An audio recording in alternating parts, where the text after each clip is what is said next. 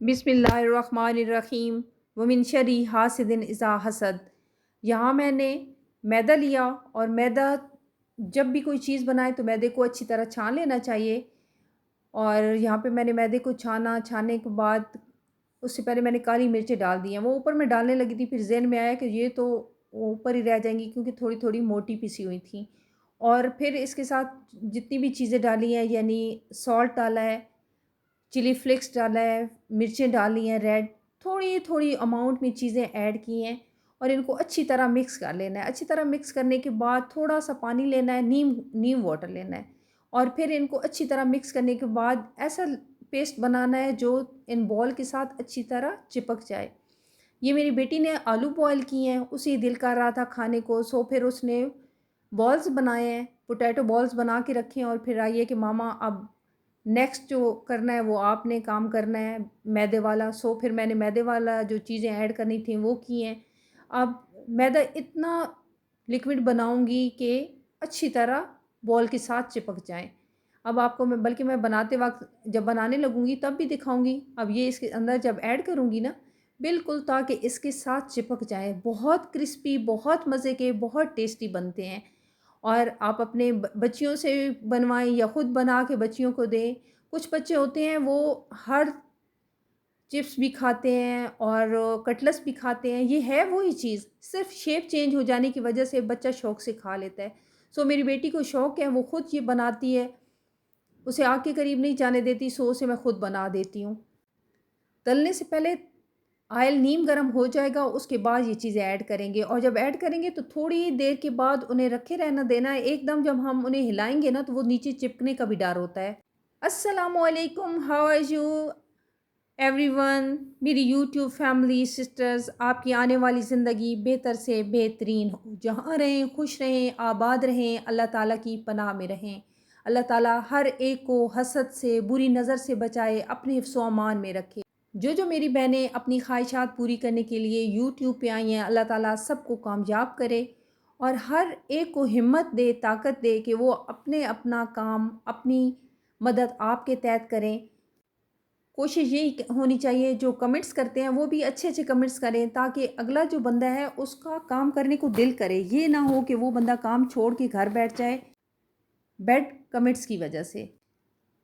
ये potato ball एक दिन पहले के हैं, ये इवनिंग टाइम से वीडियो स्टार्ट हो रही है और जब मैं बना रही थी तो मैंने कहा अपनी प्यारी प्यारी बहनों से भी शेयर करूं, उनकी भी छोटी छोटी बच्चियां होंगी, वो भी बनाना सीखें और वो भी अपनी मर्ज़ी से बनाएं और अपनी मर्ज़ी से बना के अपनी चीज़ें मर्ज़ी से बना के खाएं, ताकि उन्हें किसी की मोहताजी ना हो। आजकल छोटी छोटी बच्चियां हैं, उनको ख़ुद को शौक़ है अपनी मर्ज़ी की चीज़ें बनाने का और खाने का। पहला हमारा दौर था जब हमारी मदर्स हमें जो चीज़ भी देती थी हम चुप करके खा लेते थे, लेकिन अब का जो दौर है इसमें बच्चे अपनी मर्ज़ी की चीज़ें खाते हैं।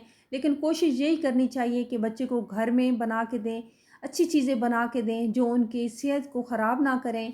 बाहर की चीज़ों से हम तभी बच्चों को हटा सकते हैं जब हम उन्हें उनकी मर्ज़ी की चीज़ें घर में बना के देंगे। उन्हें ये आज़ादी देंगे कि जो चीज़ वो घर में खाना चाहते हैं वो खाएँ और उन्हें बनाने में भी हेल्प करें, बल्कि उन्हें बताएं कि ये चीज़ कैसे बनानी है। अगर बच्चे को बनानी नहीं आती लेकिन उसका दिल है वो चीज़ खाने को, तो कोशिश पूरी करनी।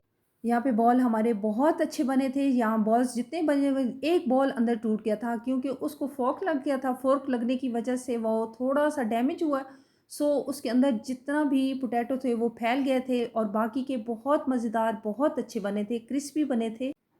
और इनको जब मेरे बच्चे खा चुके हैं ना तो फिर उन्होंने रोटी का नाम भी नहीं लिया, यानी शाम का खाना फिर इन्हीं को खा के उन्होंने खाना मांगा ही नहीं है कि मामा बस हमने पोटैटो बॉल्स खा लिए हैं, सो हमें रोटी की कोई ज़रूरत नहीं, हमें भूख भी नहीं लग रही, तो सो हमने रोटी नहीं खानी, क्योंकि ये इतने हेल्दी थे। और कुछ मैंने रख लिए थे जो मैंने अपने दूसरे दिन अपने बच्चों को एग लगा के बना के दिए थे। और बच्चों की जब कोई फ़ेवरेट चीज़ बन रही होती है ना तो बच्चे आगे पीछे मंडला रहे होते हैं कि कब ये चीज़ तैयार हो और इनको हम खाएं। लेकिन अगर चीज़ बच्चे की फ़ेवरेट ना हो तो हम वो चीज़ लेके उनके पीछे भी फिरते रहें तो वो नहीं खाते। और अगर वो चीज़ उनकी फ़ेवरेट हो तो वो इस इंतज़ार में होते हैं कि कब ये चीज़ बने और हम इस चीज़ को खाना स्टार्ट करें।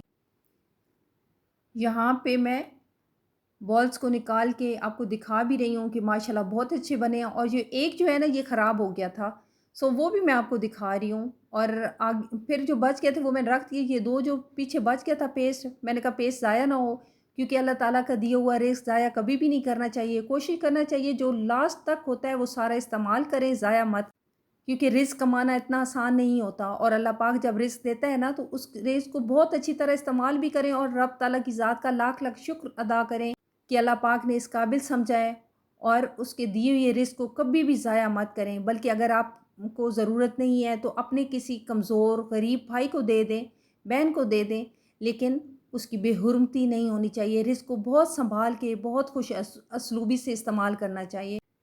और जो बच गए थे वो मैंने फ्रिज में रख दिए थे। दूसरे दिन अपने बच्चों को अंडा लगा के दिया। और सामने जो गिलास पड़ा है, ये आधा गिलास पानी का है, उसके अंदर मैंने पुदीना और धनिया डाल के रख दिया है। देखें कितना प्यारा लग रहा है। हम आर्टिफिशियल भी रखते हैं वास वगैरह, लेकिन उससे ज़्यादा भी ये प्यारा गिलास लग रहा है जिसके अंदर फ्रेश पुदीना और धनिया पड़ा हुआ है।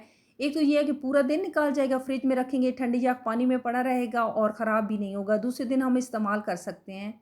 यहाँ मैं अपनी प्यारी-प्यारी बहनों से एक छोटी-सी बात करूँगी, जो मेरी बहुत लाडली, बहुत प्यारी बहनें हैं, जिनको मैं अपनी अब यूट्यूब फैमिली की में जितनी बहनें हैं, जो मेरे साथ मेरी छोटी-सी फैमिली है, जो मेरे सब्सक्राइबर बहनें हैं, उनसे मैं एक छोटी-सी बात करूँगी। अपने बारे में कम बोलो, दूसरों के बारे में ज़्यादा सुनो कि वो क्या सोचते हैं। अपने बारे में बोलते रहोगे तो दूसरों को अपनी कमज़ोरियाँ बता दोगे।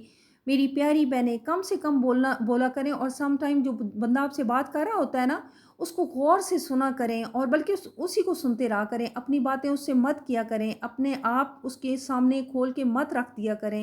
इस तरह होता क्या है कि वो लोग आपको जज करना स्टार्ट कर देते हैं। ये देखें कितने मज़े के और लुक वाइज़ कितना अच्छे बॉल्स बने हुए हैं। ये मेरी प्यारी बेटी ने अपने छोटे-छोटे हाथों से बनाए हैं, सो मैं आपको दिखा रही हूँ। और आगे उसने वो खा भी रही है, कह रही है मामा मैंने खा के भी दिखाना है। ये कितने क्रिस्पी, कितने मज़ेदार बने हुए हैं। तो सो मैंने उसे कहा ठीक है आप खाएँ, फिर मैं आपकी पिक बनाती हूँ, आपकी छोटी-सी वीडियो लेती हूँ। ये वीडियो सुबह की है, मॉर्निंग टाइम की, नेक्स्ट डे की है। साथ मैंने चाय बनाई और चाय के साथ ऑमलेट बनाया है। और ऑमलेट पहले बहुत अच्छा, बहुत मज़े का, गोल और बहुत अच्छी शक्ल का लग रहा था। लेकिन फिर हुआ क्या कि जब उसको उल्टा किया है, फ्लिप किया है, तो वो टूट गया है, बल्कि लंगड़ा हो गया है। लुक वाइज़ जितना अच्छा लग रहा था, उसकी लुक ख़राब हो गई है, लेकिन इसका टेस्ट बहुत अच्छा था। आज मेरे बच्चों का दिल था पराठे और ऑमलेट खाने का। जैसे अब छुट्टियां हैं, हम लोग नमाज़ पढ़ते हैं, अल्लाह पाक के प्यारे नाम से दिन का आगाज़ करते हैं और शुक्र अदा करते हैं कि अल्लाह पाक ने एक और दिन का आगाज़ करवाया हम सब से, हमें नया दिन नसीब किया है। नमाज़ पढ़ा करें, अस्कार किया करें, अल्लाह पाक की ज़ात का शुक्र अदा किया करें, उसकी दी हुई नेमतों का शुक्र अदा किया करें। हर एक सांस पे उसका शुक्र अदा किया करें। शुक्र अल्हम्दुलिल्लाह, उसने एक और सांस जीने का टाइम दिया, वक्त दिया, दिन दिया, अल्हम्दुलिल्लाह। बाज़ दफ़ा पता है क्या होता है, लोग आपकी इतनी झूठी तारीफ़ें कर रहे होते हैं, अगर सच्ची भी कर रहे हों तो भी उस तारीफ़ को गौर से ज़रूर सुनें, लेकिन उस पे इतना यकीन ना करें कि अपना दिल खोल के उन लोगों के सामने रख दें। अपने सामने वाले को समझें, जानें, लोगों की नीयत को पहचानना सीखें। हर कोई आपका सगा नहीं होता, लोगों की असलियत को पहचानें। मेरी प्यारी बहनें, अपने पराए सारे बहुत अच्छे होते हैं, कोई बुरा भी नहीं होता, कोई नीयत का बुरा नहीं होता, कब किसकी हसद की नज़र लग जाए कोई नहीं जानता। हर एक के सामने अपने अंदर अपना दिल खोल के मत रखा करें। यहाँ पे आप मेरे नाश्ते को एंजॉय करें। मैं अपने बच्चों के लिए नाश्ता बना रही हूँ। आज उनका दिल था पराठे और अंडे खाने का।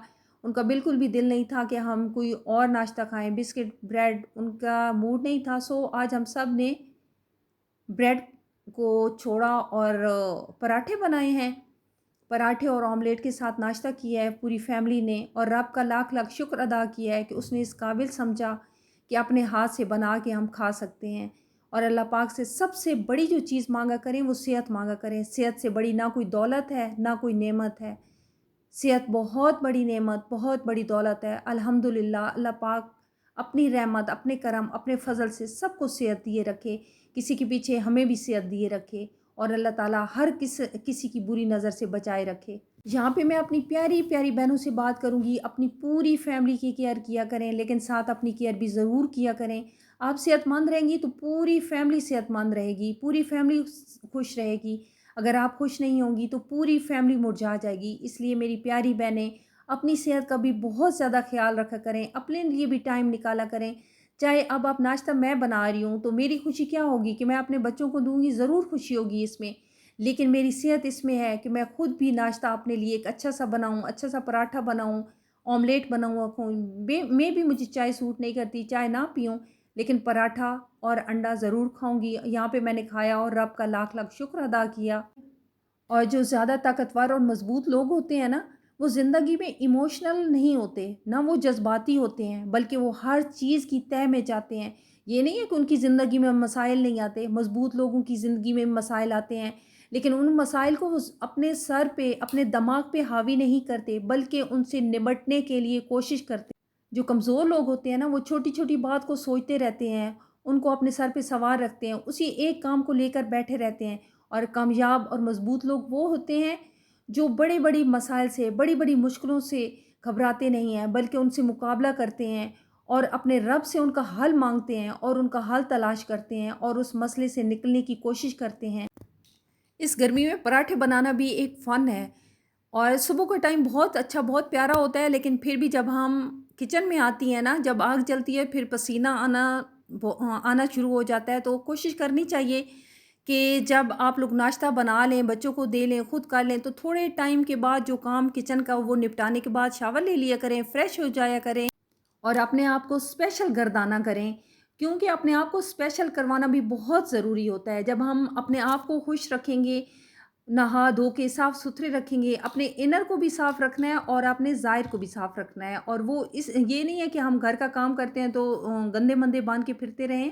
जब हम शावर ले लेते हैं ना, तो खुद अपना आप बहुत फ्रेश, बहुत हल्का फ़ील होना शुरू हो जाता है और अल्हम्दुलिल्लाह फिर मैं अपनी प्यारी-प्यारी बहनों से करूँगी कि कुछ मेरी प्यारी बहनें होती हैं जहाँ पे उनका दिल नहीं करता काम करने को, वो काम भी करती हैं। ज़िंदगी में इनकार करना बहुत ज़रूरी है। अगर कोई काम नहीं करने को दिल तो फ़ौरन ना बोल दो, वरना लोग आपको इस्तेमाल करते रहेंगे। कुछ मेरी बहनें अंदर ही अंदर घुटती रहती हैं, काम करने को दिल नहीं होता, अंदर ही अंदर बोलती रहती हैं, खुद को तकलीफ़ देती रहती हैं, लेकिन सामने वाला टस से मस नहीं होता, उसे कुछ समझ नहीं हो रही होती कि आपके अंदर क्या चल रहा है। इसलिए मेरी प्यारी सी प्यारी बहनें, अगर कोई काम आपका करने को दिल नहीं है, आप दिल को मार के वो काम कर रही हैं, तो प्लीज़ इनकार करना सीखें, ना बोलना सीखें, क्योंकि आपका अपनी ज़िंदगी पे भी हक है। अपनी प्यारी सी ज़िंदगी को बहुत अच्छी तरह जिएँ, क्योंकि रोज़े क़यामत आपने इस ज़िंदगी का भी, अपनी ज़ात का भी जवाबदेह होना है। अपनी ज़िंदगी में अपनी फैमिली, अपने इर्द-गिर्द जितने भी आपके प्यारे रिश्ते हैं, सबको इम्पोर्टेंस दें और उनके साथ खुद को भी। बहुत सारी मेरी बहनें ससुराल की बुराइयाँ करती हैं। ससुराल बुरी या अच्छी नहीं होती, सम टाइम हालात भी अच्छे बुरे हो सकते हैं। सो अगर ऊंच-नीच हो जाए तो उसे बर्दाश्त करना सीखें। अगर हम ससुराल को अपना समझें, तो यकीन करें कि वो भी आपके अपने हो जाते हैं। सम टाइम आप पीछे अपनी ज़िंदगी को दोहराएँ, अपनी ज़िंदगी पे नज़र मारें, आपको समझ आ जाएगी कि जब हम बहन-भाई इकट्ठे होते हैं ना, हम भी कितना लड़ाई करते थे और फिर एक ही टेबल पे बैठ के खाना खा रहे होते थे। इसीलिए ससुराल को भी बहुत पॉज़िटिव लिया करें। अगर ऊँच-नीच हो भी जाए, तो एक-दूसरे से माज़रत कर लेने में कोई दिक्कत नहीं फ़ील करनी चाहिए और बुराइयाँ करना तो बहुत आसान है। कोशिश ये किया करें कि बुराई किए बगैर, अगर एक बंदे के साथ आपका दिल नहीं लग रहा, आपका ज़हन, आपका मिज़ाज नहीं मिल रहा, तो उससे थोड़ा-सा वक़्फ़ा कर लें। लेकिन ये है कि जब हम उनकी फ़ज़ूल में बुराइयाँ करेंगे, ग़ीबत करेंगे, तो यकीन करें कि इसका भी बहुत बड़ा गुनाह है।